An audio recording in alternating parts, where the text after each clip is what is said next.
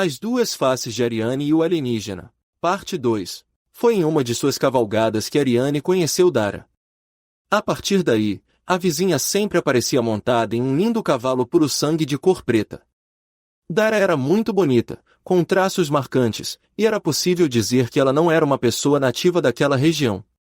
Ariane não conhecia os pais dela porque, segundo Dara, eles também viajavam muito, e ela era muito solitária. As duas moças tornaram-se amigas inseparáveis, e sempre que surgia uma oportunidade, cavalgavam juntas. Eventualmente, Dara pernoitava na casa de Ariane, mesmo contra a vontade dos pais. Ariane acreditava que havia, por parte de sua família, uma desconfiança sem precedentes em relação à sua colega. Discordava deles quando o assunto era relacionado à amizade com Dara. Tanto o pai quanto a mãe de Ariane não confiavam em Dara. Havia algo de errado no olhar expressivo daquela jovem.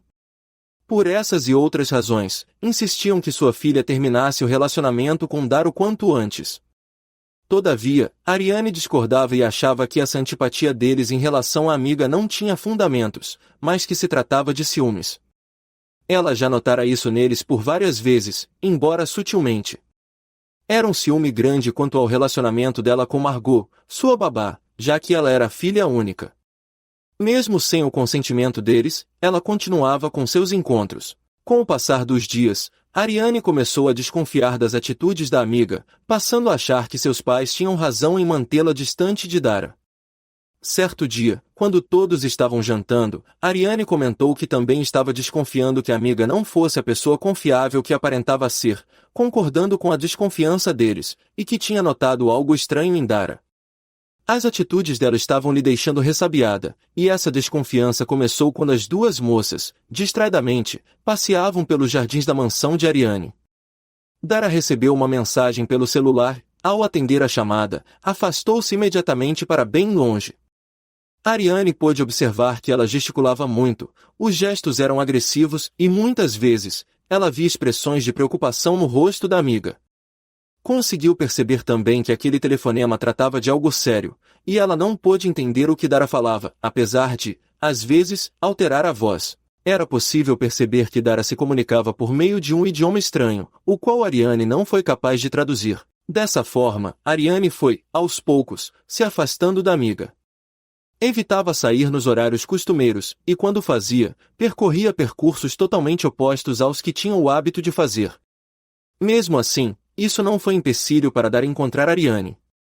Ela era astuta e farejadora, não era difícil descobrir o paradeiro da amiga. Às vezes, Ariane ficava com remorsos por tratar sua amiga com tanta indiferença, porque Dara sempre a tratava com simpatia e era demasiadamente carinhosa. Mesmo assim, Ariane resolveu pôr um fim definitivo naquela amizade. Ariane era uma moça exuberante, tinha uma beleza fora dos padrões das moças da sua idade, era muito alta e magra, com lindos olhos de cor violeta. Sua presença transmitia paz às pessoas, mesmo diante dos grandes obstáculos. Dona de vastos adjetivos, o bom senso e a sede de justiça eram outras qualidades que ela fazia prevalecer, pois procurava buscar sempre a verdade, custasse o que custasse.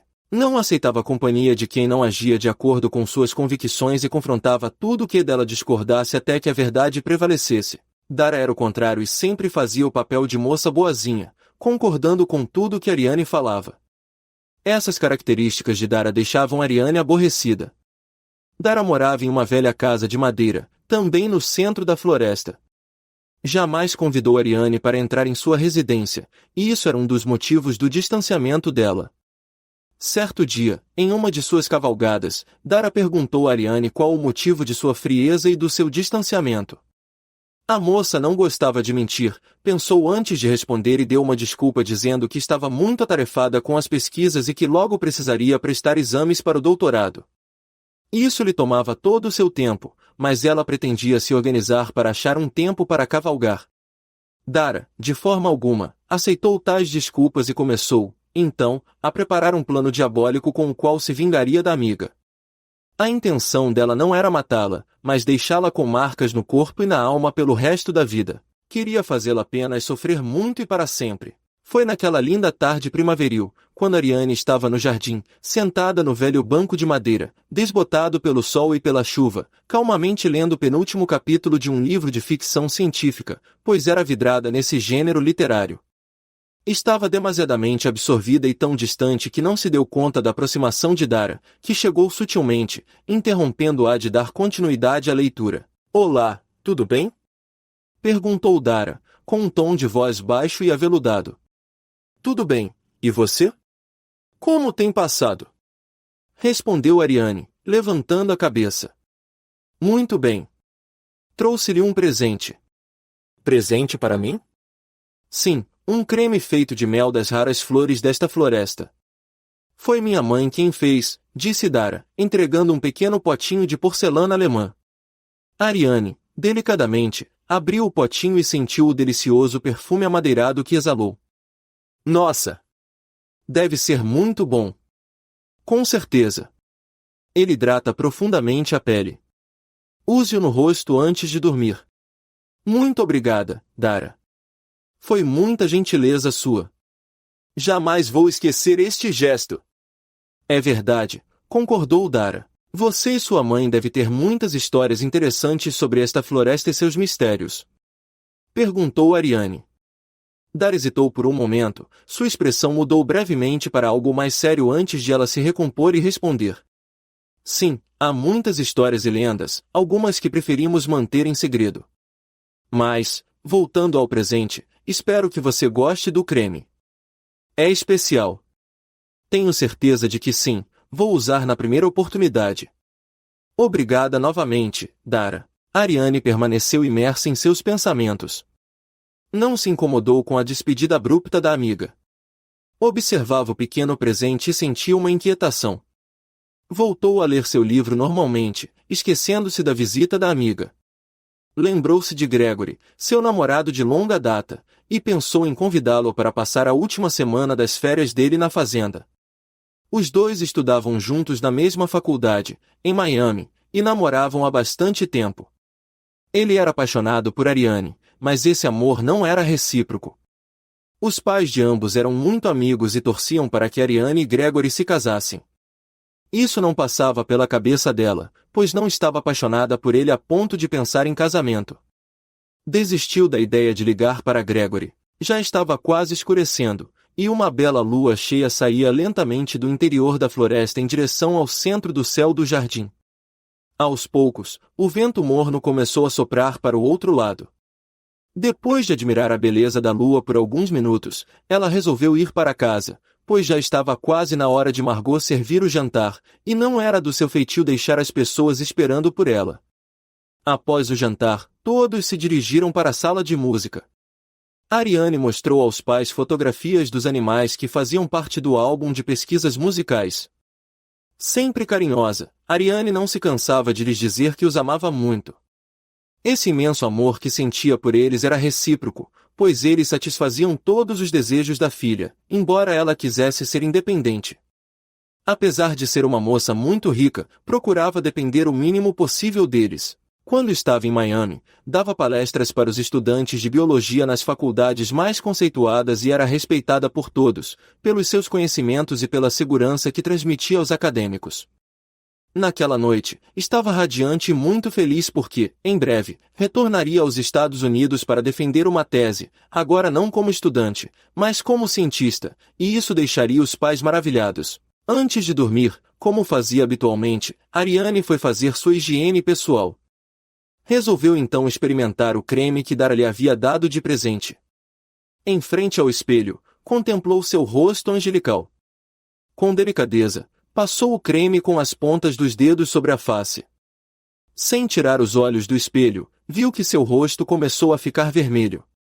Pensando ser alergia a alguns dos ingredientes da composição do creme, lavou-o imediatamente, usou o creme de sempre, e, sem mais preocupações, deitou-se, leu um pouco e logo adormeceu profundamente. Ao acordar pela manhã, Ariane foi ao banheiro para tomar banho. Olhando-se no espelho, soltou um grito estridente ao ver o rosto tomado por pequenos e grandes furúnculos. Estava totalmente deformado, pois além dos pequenos tumores, havia secreções. Era uma espécie de displasia óssea. Aquele rosto angelical agora tinha se transformado no rosto de um monstro. Assustada com a própria aparência, ela caiu desmaiada. Ao recobrar os sentidos, viu que estava em um quarto de hospital. Ainda perplexa e sem entender muito bem o que havia acontecido, deslizava, com delicadeza, os dedos sobre o rosto, pois tinha a impressão de que os tumores estavam maiores ainda. A dor e o desespero que a atormentavam fizeram com que desejasse a morte. Em silêncio, ela chorava por dentro de si. Era um choro abafado que estava lhe sufocando, porém tentava manter-se calma. Em um canto do quarto, seus pais conversavam com a equipe médica, mas ela não podia ouvi-los, pois falavam muito baixo. No entanto, ela conseguia ver nas expressões faciais deles dúvidas e interrogações. Nenhum procedimento de tratamento foi iniciado, e Ariane entendia que havia algo de estranho com a sua enfermidade. Quando ela perguntou aos médicos o que estava acontecendo com o rosto, disseram que não era nada grave, que aguardasse. A reunião dos médicos foi interrompida quando Ariane chamou a sua mãe. Sua voz era triste, porém firme. Mamãe, ficarei curada? O que dizem os médicos? Perguntou, segurando uma das mãos da mãe sobre o seu peito. Claro, minha filha, você está muito bem. Seus exames não acusaram nada de anormal, você é perfeitamente saudável, dizia ela, acariciando o rosto da filha com a outra mão. Não pode ser verdade, mamãe. Não estou enxergando, apenas muito pouco. Estou praticamente cega, os tumores cobriram meus olhos. Veja como está meu rosto. Sim, estou vendo seu rosto, ele está perfeito e lindo como sempre. Você não está vendo nada, minha filha? Perguntou a mãe, tirando um pequeno espelho da bolsa e entregando-o a Ariane.